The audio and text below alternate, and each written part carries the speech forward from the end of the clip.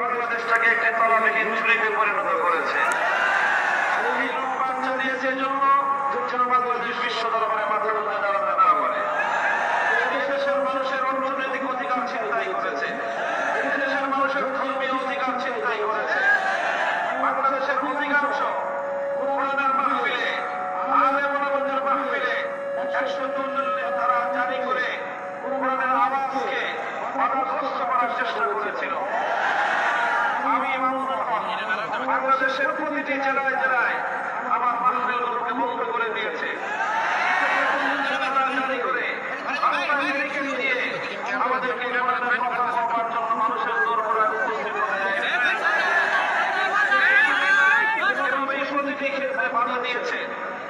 মানুষের ধর্মীয় অধিকার ছিনতাই করেছে, অধিকার ছিনতাই করেছে, মানুষের স্বাধীনতার অধিকার ছিনতাই করেছে, মানুষের ভোটের অধিকার ছিনতাই করে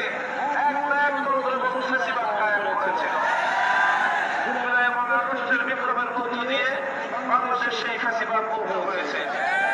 আমি বলতে চাই, শেখ হাসিনা বড় ধরনের যে কাজগুলো করেছে সেটা হলো দেশের বিরুদ্ধে, দেশের স্বাধীনতার বিরুদ্ধে, মুসলিম জাতিসত্তার বিরুদ্ধে এবং ইসলামের বিরুদ্ধে। সংবিধান থেকে আল্লাহর উপর অবিচল আস্থা এবং বিশ্বাস করে দিয়েছে। অথচ বাংলাদেশের মুক্তিযুদ্ধ হয়েছিল ইনশাআল্লাহ বলে।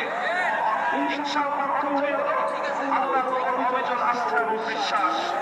বাংলাদেশ স্বাধীন হয়েছিল কোরআন সুন্নাহ বিরোধী কোন আইন তৈরি না করার অঙ্গীকারের ভিত্তিতে।